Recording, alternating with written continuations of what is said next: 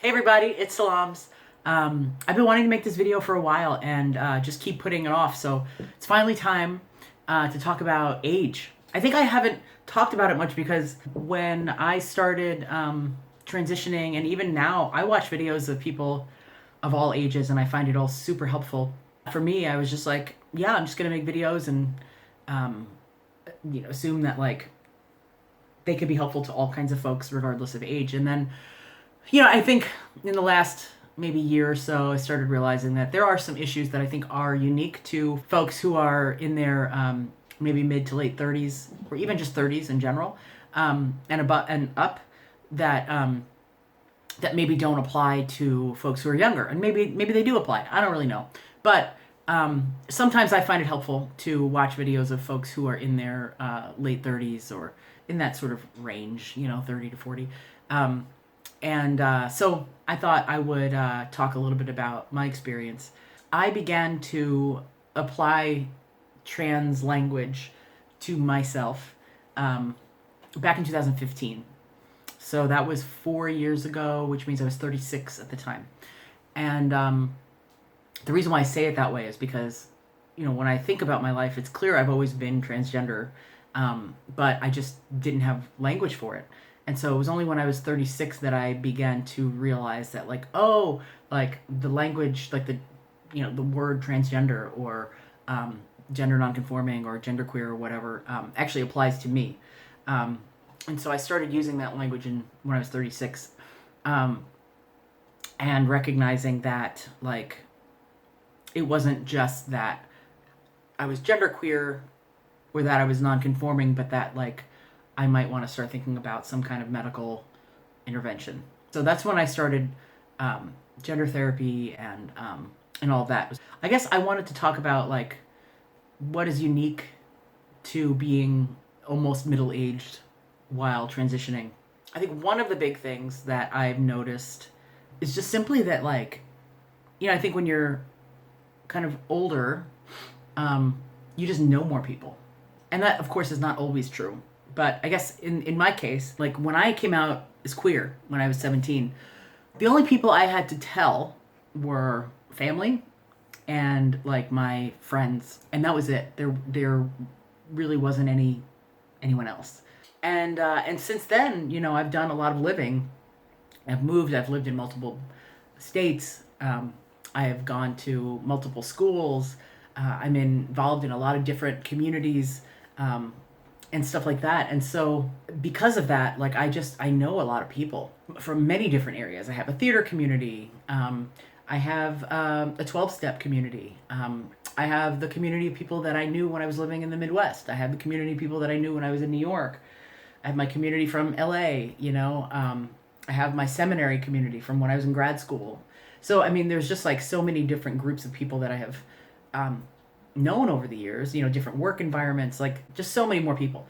And so, when I came out at 36, it was like, oh my God, like I've got a lot of people to come out to. And I haven't come out to everyone, but it just was kind of intimidating because there's just so many more people, Whereas, if I was coming out as trans at 17, again, it would just be like family and friends and then that's it. So for me, there's a lot of anxiety about just coming out. It's kind of a huge undertaking, and like what's been happening is like I've kind of lost track of who I've come out to at this point. And so I'll use my new name and they'll be like, wait, what? And I have to explain. And so it's like I don't even know who I've come out to at this point because there's just so many people. It's just hard to keep track of. Coming out as trans is kind of scary, and with so many more communities, it feels like a big weight.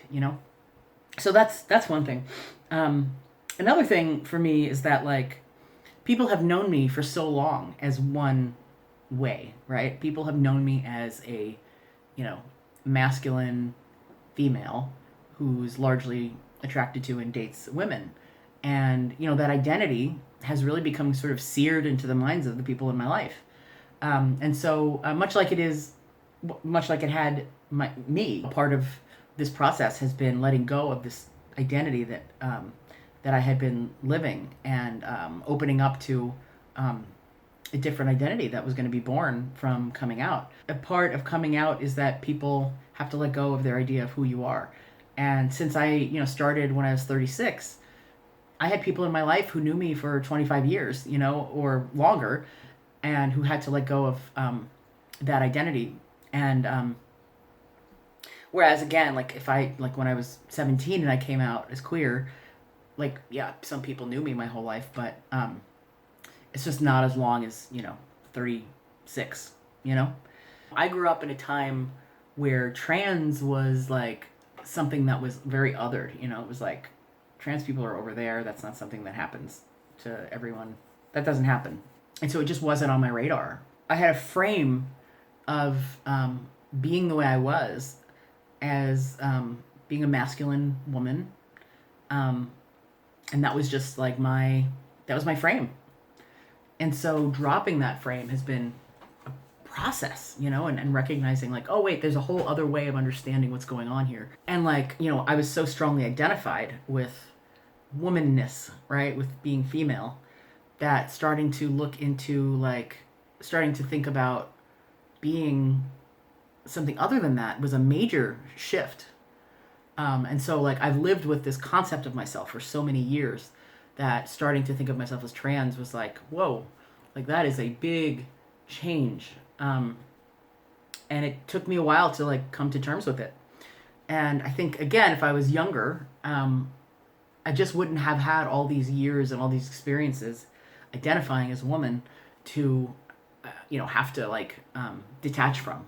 But now it's like, so much of my past is spent in women's spaces, and I've been in women groups and support groups and all of that kind of stuff. And so many of my friends are female. And so, yeah, it's been like disidentifying with womanness has been really challenging. And I think it is unique to being a bit older, And again, I don't think it's not that these things can't impact folks who are younger. I think they all can. I just find that like when I think about my life, I think these things would not have impacted me if I was 17. Another thing that I have experienced is that my body doesn't recover from surgery as quickly. I've had a few surgeries in my life, and when I was younger, I could definitely recover much more quickly. But like for me, top surgery was like a big ordeal. It took me much longer to recover than a lot of folks.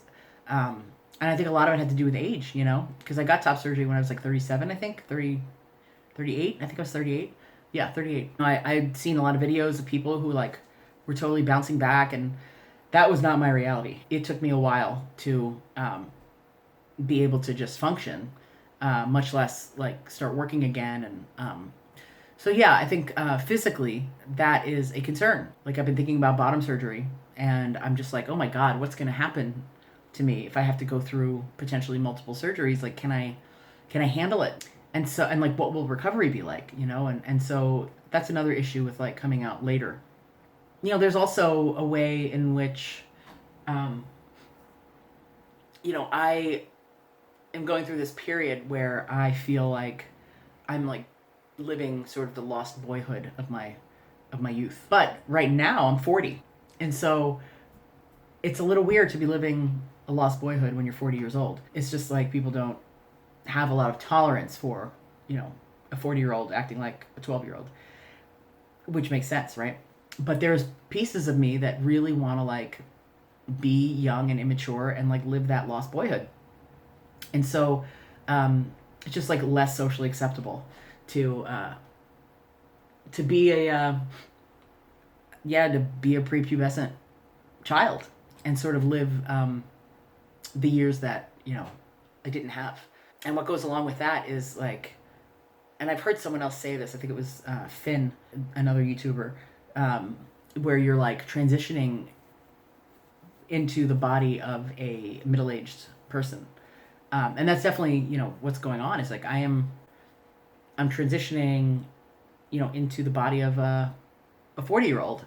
But emotionally, I feel so much younger than that. And like, I'm not getting the experience of, being a boy and watching myself grow. And so there's just like, there is a lost boyhood. I mean, I think that's true for all trans people, right? On some level. But, again, if I was 17 and coming out, I feel like there's a little more social tolerance for like college age kids or even people in their 20s to, you know, have some years of a little bit of irresponsibility and youthfulness that I feel like isn't really acceptable at this age. Another thing that I notice is that a lot of the support that's out there is really geared towards younger folks, which is awesome, but it often kind of leaves older folks out a little. So, for example, there's a really great support group or peer support group in town here for trans folks, and I've gone to it a lot, and it's great and it's helpful, and it's largely geared towards I shouldn't say geared towards, but it's largely populated by younger folks, and that can be really, really helpful. And sometimes I can feel just a little bit disconnected because I don't have the same concerns that someone right out of college has, you know, and it's just we're just in different places in life. So I feel sometimes like there's a lack of support for folks in my age range because a lot of it is kind of geared towards younger people. Someone recently in the community just started a 30 plus support group, which is awesome. So that has been helpful and nice. And I've also joined a couple of 30 plus and 40 plus FTM groups on Facebook, which has been helpful. So those exist and are great resources. But definitely, yeah, it's been one of the challenges. I mean, I think more than anything, I just wanted to like state outright that like, yeah, I started coming out when I was 35. I was 35. And I began to identify with being trans. Started gender therapy. And that was, you know, a big deal. And a year later, like I had also started going to like a trans support group, which I mentioned. A year later, though, my dad passed away, and I had to put all the trans stuff on hold because I was just like such a mess in terms of grief. And so for about a year, I didn't process anything gender related consciously. I mean, it was still happening in the background, of course, but I was focused on other things. And so, yeah, 35, 36. And then when I was just turned, I think I just turned 38 when I went to this retreat, which I've talked about, transmission, here in the Bay Area, and that's when I finally was able to reconcile wanting top surgery and finally going ahead and making the appointment. And then a few months later, I got top surgery when I was 38 and turned 39, and now I'm 40. And yeah, I started hormones when I was 38, and so it's been a little bit over a year. So I've been on T for about a little bit over a year, on and off, but I'm on now. And yeah, here I am. So it's been a journey. And like I said, you know, all kinds of videos have helped me. I've watched videos of like teenagers all the way up to like, you know, people who are much older than me, and it's all been helpful. But I guess I'm noticing sometimes that it helps to watch videos of folks who are in the same age range. So I wanted to like, in case someone didn't know, I wanted to be very clear about it. That yeah, I am in that age range, and I think it's really important that we have some kind of community around it, because there are some specific things that relate to us. And I mean, I think there's a ton more that I haven't even mentioned, probably because I can't remember them right now. But anyways, yeah, that's it. I need to run. But thanks for watching, and yeah, be back soon.